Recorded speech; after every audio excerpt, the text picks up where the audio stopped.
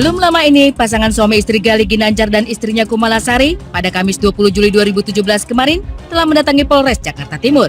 Kedatangan pasangan suami istri yang menikah diam-diam ini ke Polres Jaktim ialah untuk melaporkan pihak yang mereka rasa telah merugikan nama baik keduanya. Namun di balik pelaporan keduanya tersebut, Gali dan Kumalasari ternyata ditolak oleh pihak penyidik Polres Metro Jakarta Timur dan diarahkan untuk membuat laporan di SPKT Polda Metro Jaya. Dikarenakan berkas-berkas yang dimilikinya belum lengkap dan belum memenuhi prasyarat. Lantas dengan begitu, bagaimana tanggapan keduanya perihal kasus ini? Kemarin kita udah bikin laporan di Polres Jakarta Timur. Sebenarnya kalau menyangkut mungkin pengaduan kita terhadap showroom ya, itu kan mungkin nggak ada masalah. Tapi karena ini udah menyangkut ITE, Undang-Undang Elektronik, pihak Polres Jakarta Timur menyuruh kita langsung lapor ke Polda ke bagian cybercrime. Jadi kita sebetulnya kecewa juga kemarin sama penyidik gitu kan. Bahkan penyidik sendiri malah bilang, ya udah Mbak, ganti aja nomor polisinya biar tenang katanya. Terus saya bilang, loh gimana ganti nomor polisi Pak? Kalau ganti itu urusan gampang banget, saya bilang. Tapi apakah sekarang pencemaran nama baik saya melalui media sosial juga akan segampang itu? Tidak mau ambil diam dengan penolakannya di Polres Jakarta Timur, keduanya pun kembali mendatangi Polda Metro Jaya untuk menindaklanjuti kasus pencemaran nama baik yang telah dicemarkan oleh ketiga pihak tersebut. Dan setelah menunggu sekian lama, keduanya pun keluar dengan mengantongi surat tanda lapor. Jadi hari ini tepat jam berapa nih? Jam 6. Jam 6 ya, maghrib. Kita diterima di SPK ya, setelah melalui konseling, setelah melalui proses pemberkasan di konseling, akhirnya pihak SPK menerbitkan surat tanda lapor terhadap showroom, ya, terhadap showroom di mana Kumalasari dan Gali ini membeli mobil Mercy tersebut. Di laporannya, Kumalasari sudah melaporkan pihak showroom atas nama Rio Mobilindo ya. Pasangan yang telah berstatus sebagai suami istri semenjak 1,5 tahun ini pun melaporkan ketiganya lantaran merasa tidak terima disebut mengaku-ngaku pemilik dari mobil mewah tersebut. Padahal Gali Ginanjar dan sang istri ini mengaku dan membeberkan bukti-bukti jika mobil tersebut telah resmi dibelinya dari sebuah showroom pada 10 Juli 2017 lalu. Ini mobilnya yang diributin di media sosial itu. Ini mobilnya. Ini BPKB-nya, ini STNK-nya. Jelas-jelas. Kemudian ada kwitansi di sini. Harganya juga tertera jelas. Tetapi ada pihak lain yang mengklaim, bahkan menjadi viral di sosial media, kalau mobil itu belum lunas lah, masih di DP lah dan segala macam. Nah hari ini Kumalasari dan Gali membuktikan bahwa itu benar-benar sudah dibeli. Dengan demikian, sang pengacara pun membeberkan jika ancaman hukuman bagi pihak yang dianggap mencemarkan nama baiknya tersebut belum pasti, karena masih membutuhkan waktu lebih lanjut dalam proses penyelidikannya. Untuk undang-undang ITE belum memenuhi unsur, namun kalau ke 378 sih mengarah ke situ dulu. Kemudian nanti berkembang seperti apa kita serahkan kepada prosesnya. Ya itu nanti kita dengar dari kesimpulan dari penyidiknya ya. Karena ini kan masih proses. Setelah kita sudah di BAP dan sebagainya, mungkin ada perubahan dan sebagainya barulah. Iya, meski awalnya Gali dan Kumalasari melaporkan tiga pihak, yaitu pihak showroom mobil, pihak pemilik mobil dan akun gosip itu, namun kini berubah. Keduanya sudah memutuskan akan menuntut pihak dari showroom mobil saja. Karena menurutnya, showroom mobil lah yang menjadi akar permasalahan dari kasus ini. Ya tentunya kita hanya bisa mendoakan agar bisa segera ketemu titik temunya yang terbaik untuk semua pihak ya. Ya cepat selesai masalahnya, kalau misalnya nggak selesai kasihan nanti membengkak di ongkos bensinnya. Di ongkos bensin ya, karena berkaitan dengan mobil ya. Mobilnya itu boros loh bensinnya. Tapi Pak Polisi, saya membayangkan juga begitu banyak laporan yang harus mereka hadapi karena berita selanjutnya ini juga terkait laporan. Ya. Mungkin dari sisi yang agak berbeda, tapi ini juga sangat menyita perhatian kita di mana mengenai Axel Matthew Thomas. Dengan kasus narkobanya tersebut, tentunya ini sedang berlangsung juga proses hukumnya dan bahkan keluarga pun sudah mulai merasakan lelah ya harus menghadapi ini semua. Kita juga akan mengupdate sesaat lagi, jadi jangan kemana-mana, tetap bersama kami di Insert Pagi.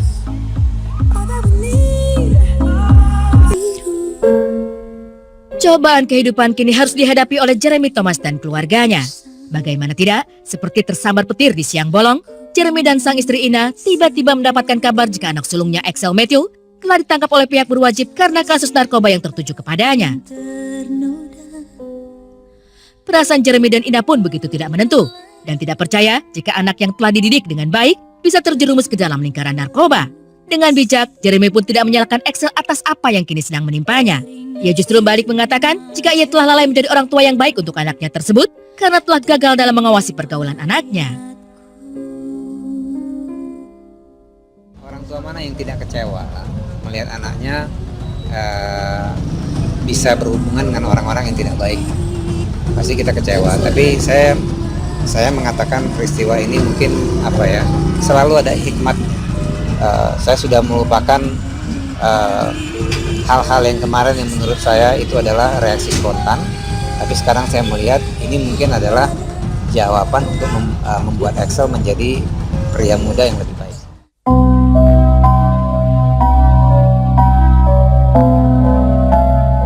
Melihat cobaan yang begitu berat untuk Axel, Jeremy pun selalu berusaha untuk tampak tegar dan selalu menjadi orang nomor satu yang berada di belakang Axel dalam menghadapi perkara. Hal ini semata-mata ia lakukan agar Axel tidak terlalu depresi di kehidupannya. Bagi Jeremy, Axel hanyalah anak muda yang sedang dalam masa transisi untuk mencapai kedewasaan. Oleh karena itu, sebisa mungkin Jeremy tidak akan menyalahkan Axel dan justru mendukungnya secara penuh. Setegar-tegarnya Jeremy dalam mendampingi Axel, sudah pasti ia juga merasakan lelah karena beban berat yang harus dipikul. Segala pikirannya kini hanya tercurah untuk kasus yang dihadapi si sulung. Tanpa mengeluh, ia berusaha untuk menjadi orang tua terbaik dan selalu berada di samping Axel agar Axel tetap merasa nyaman dan merasa selalu dicintai. Namun, ketegaran tersebut sirna di dalam lelap tidur Jeremy. Dalam postingan sang istri Ina, terlihat jelas bahwa Jeremy tertidur pulas di atas sofa dengan muka yang nampak begitu lelah. Tidak ada waktu istirahat baginya. Bahkan ia sampai tidak sempat mengganti bajunya karena terlalu sibuk mencurahkan perhatian untuk kasus anaknya. Ina pun menambahkan sebuah kalimat mutiara untuk Axel yang berbunyi, ada teman yang mendatangkan kecelakaan, tetapi ada juga sahabat yang lebih karib daripada seorang saudara. Deritamu adalah deritaku. Be strong.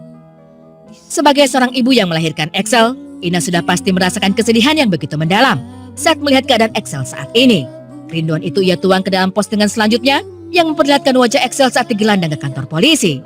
Ina menuliskan kalimat singkat, I miss you Matthew, yang mengandung makna dalam yang tersirat. Tidak ada satupun orang tua di dunia ini yang menginginkan hal yang buruk untuk anaknya. Begitupun dengan Ina. Ia begitu terpukul saat mengetahui jika putra kesayangannya harus berurusan dengan pihak polisi. Melihat kondisi Axel yang memilukan saat ini, Ina pun kembali teringat dengan momen-momen masa lalu Axel yang penuh dengan riang dan canda tawa.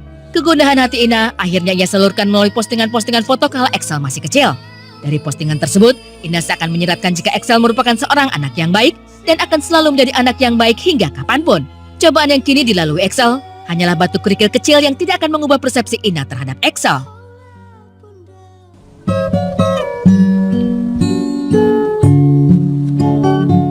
Sama halnya dengan Ina, dalam postingan terakhirnya, baik Jeremy maupun Valerie juga sama-sama mengunggah foto kebersamaan mereka dengan Axel.